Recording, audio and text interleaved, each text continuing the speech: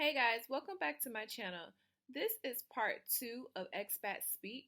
If you have not already checked out part 1, be sure to go check that out. In part 1, I mentioned while recording this, we experienced some extreme technical difficulties, so do bear with us through this video. If you like it, don't forget to give it a thumbs up, share, and subscribe. How often do you get to travel living abroad? Do you find yourself able to travel more frequently than when you were home, or is it about the same for you? Depends on work. I found like working in China was limits my because I have a 9 to 5 job. Even though for Chinese work, for given that I have compared to other Chinese friends, because I work for a foreign-owned company, I have like quite a lot of annual leave, 20 days a year, so that gives me opportunity to travel. But I know that like in the US you have very few days off, but I used to work for a public service in Germany and we had more than 30 days off per year, so and I often didn't work full time, so it was easy to get overtime and get days off in exchange. Like the year before I decided to go to China or prepare to go abroad and then in the end go to China, I realized I had spent like almost every day off away from Berlin. And so that was actually a bit too much moving back and forth. And then I said, okay, maybe I should relocate. What I like, what I like very much, yes, is to travel or to spend time in smaller places like villages or smaller towns to get away from the big metropolis. This is what I very much enjoy in China. So every now and then I try to at least sneak out of the big city center into some kind of suburban area also. Discover a bit, like just walk around, and so I still enjoy this very much. Doesn't really count as traveling, but getting away from my everyday routine or so. Right. Versus home. Yeah, definitely. I think you just feel when you're, especially if you live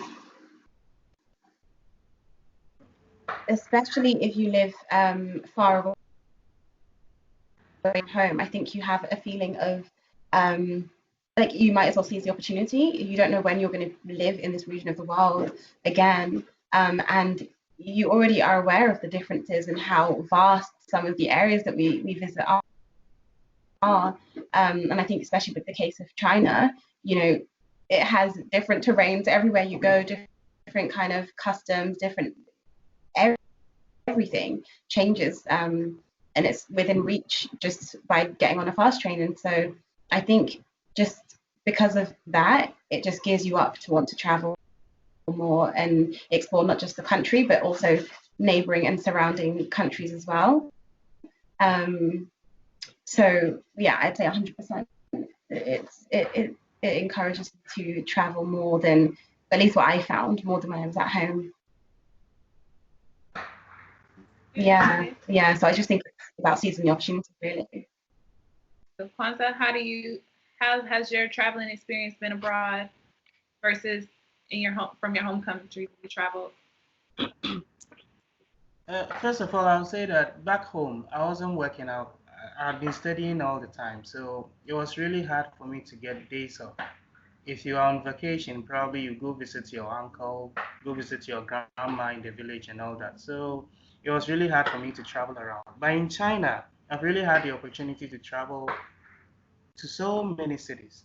It got to a point that I was even chatting with a Chinese friend of mine, and I realized that she hasn't been even moving around. Outside Shandong, she knows nowhere except her own province. So for me, I've had the opportunity to travel because I have holidays, time off most of the time, and I've been able to travel. And when you compare the travel experience with back home, you realize that here it's a little bit more smoother because they have more trains, they have more subway systems that can get you to the length and breadth of China across all cities in China. So I've been to the north, I've been to the south, to the east, to the west, almost everywhere now. So for me, it's great. It's better than back home. And back home we do not have sophisticated train systems or all that to get to certain places as smoothly as you would in China. You would have to sit in a bus for like 12, 13 hours for like a distance that could maybe in China you could have used like 4 or 3 hours to. So for me, I think China, traveling here in China and my experiences are better than back home in Ghana. For me, I don't know. I think it's kind of the same. I travel just as much when I lived in the US as I do here. It's just I conquered different areas. Like when I lived in the US, of course, I traveled through the Caribbean, Central America, because that's closer. And then while living here in China, I've traveled through Asia. So, but as far as the frequency, it's been kind of the same. I do agree with you. I think it's a lot smoother traveling within Asia and living here in Asia and traveling because of the train systems. Like you can take a train and be from one country to the next, where in America, I can't take a train and be in another country anywhere, let alone across the states for that much. But, and then the flights, flying within Asia, I find the flights to be fairly cheaper than in America. Flights were usually kind of expensive compared to here. So the frequency is the same, but access and the smoother transition definitely better while I've been here abroad. Okay, so who has some travel nightmares? Any funny traveling nightmare stories you want to share? I can share one that's kind of funny. We were in Cambodia, and I kind of have a fear of the ocean, which is weird because I go snorkeling all the time and I can swim, but for some reason I don't like to be in the deep water in the ocean because it's uncontrolled. In a pool, I can control things. In the ocean, you cannot control anything. And I think that's part of the reason why I have the fear. Anyway, we go out to go snorkeling, which they take you to the deeper part of the ocean. And we also had scuba divers on the boat. So we went even further out. And there was only one instructor, and he was instructing for the scuba divers and the snorkelers. And then we had the captain of the boat who didn't speak English. So all of a sudden, the captain of the boat disappeared. I don't know where he went. I think he actually jumped in the water and went snorkeling because there was only like 6 of us total. And then half went scuba diving with the instructor, and the rest of us, which were only 3, were left on a boat. All of a sudden, this massive storm came, and it started pouring down, raining, lightning, thundering, and there's no one on the boat but 2 other people and me. And I'm freaking out because we're in the middle of the ocean. The captain is not there. The instructor is not there, and it's storming, and there's water, a lot of water coming inside the boat. And I'm like, hello? Is someone gonna, like, what's gonna happen? And then, so finally the captain comes back. He went out snorkeling. He came out of the water and got back on the boat. And then he's trying to crank the boat because massive waves started coming. The boat was rocking so much. And he says, the engine won't start. So I'm starting to freak out. Like, wait a minute, are we stranded in the middle of the ocean? The instructor is not back. He's the only one that spoke English. And he couldn't get the boat to crank. And then he was trying to radio, but the radio was not working because of the storm. So all I could start thinking about was Tom Hanks and Castaway. I was just like, we are stranded out here. We're going to be out here for years until someone finds us. I just go overboard with it. And finally, maybe like an hour and a half, the instructor comes back and they finally get the radio to start working. And so, but then it went out again. So we end up seeing a boat, another tourist boat, and we just start waving them down. And they come over and they actually had to tow us back to the island. It was just, so that was a little creepy, funny. Actually, it was not funny, but it was scary. I can't think of anything in particular right at the top of my head. I just think everyone at some point will have confused tones on Chinese words. So, you know, like there are different words that have very different meanings but sound quite similar to an outsider or a foreigner. And because tones can be, I mean, I can find them quite subtle sometimes, the difference between them, especially if you speak fast.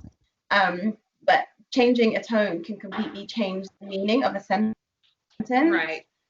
So sometimes you can end up offending someone when you're actually trying to compliment them, and you can end up saying all kinds of different things and end up ordering the wrong thing even.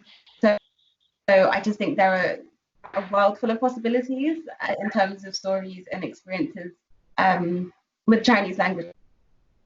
I think that's the same with any trying to get flexible way around it. But yeah, I've had countless experiences like that while being in China, so that's one thing that comes to mind. Anyone else? I can share like one anecdote when I wasn't not yet very familiar with like traveling in China and the Chinese New Year, and then my older brother and his girlfriend, they came to visit me, and so that was before the Chinese New Year. I knew that Chinese New Year wouldn't be a best time to travel, but I didn't really know how to buy the tickets, and so I was too late buying the tickets, and then I didn't get seats. I only got like standing tickets, especially for one route, which was a bit longer from Guilin to Kunming for 20 hours. And so my brother and his girlfriend, they said like it was an interesting experience. And it was, I was to blame. The only thing we did manage to was we bought like these little plastic chairs which we could take on the on the train, so that we could sit on the floor on like these tiny 10-inch chairs.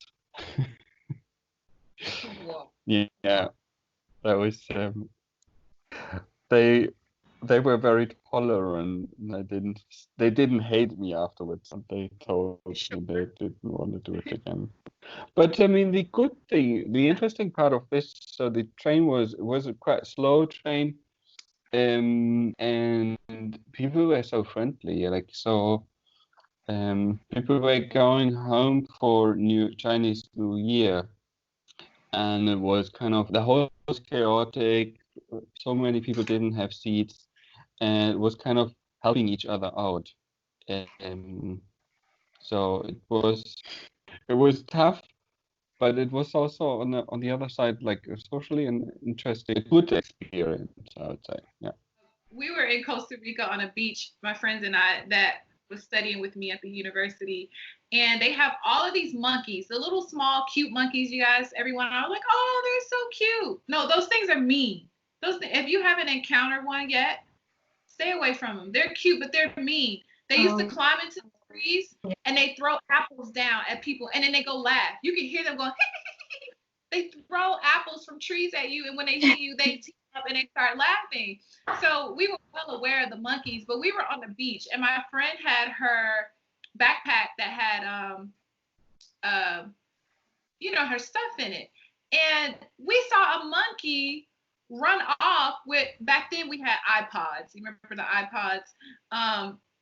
Run off with her iPod and her headphones. He literally went into the pocket of her backpack. It was lots of things in there. There were food, money, toiletries, but he literally just took the iPod and the headphones and ran off with it. Like, I was like, oh my God, these monkeys are so smart and mean, and they were just so cruel to us. They just always would throw apples at us from the trees, not just us, but any person that was walking past, and they would gang up in a little corner and just laugh at you. And it was like, you felt like, well, geez. It was just, I don't know, it was so funny. You felt like you were getting bullied by little miniature monkeys. But yeah. Those monkeys are savage, honestly. I've heard so many stories like that. And you see the videos as well online. Crazy. They are, and they're everywhere in Asia.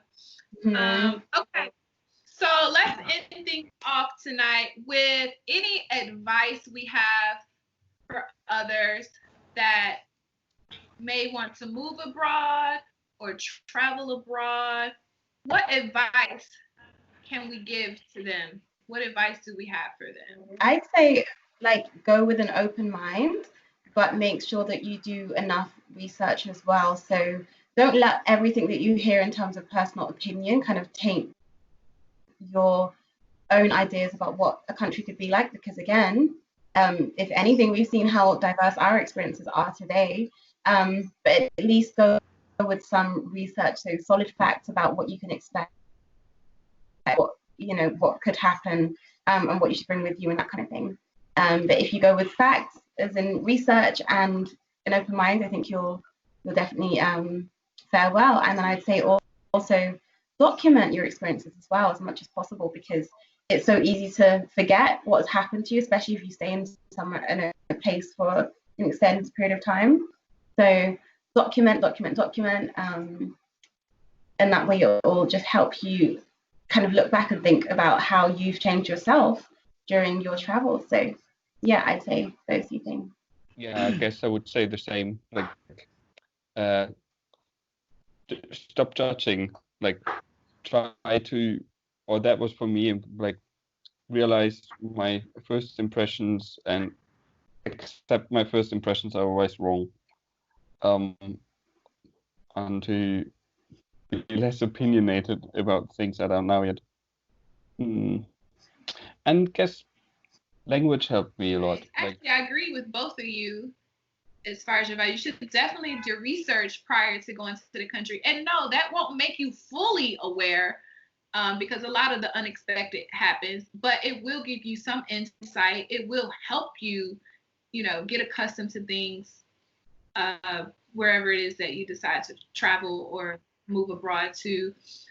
And definitely have an open mind. You have to have an open mind. There's no way you can go to another country and think that the life that you live in your home country, or the things that you experience in your home country, are going to be the exact same.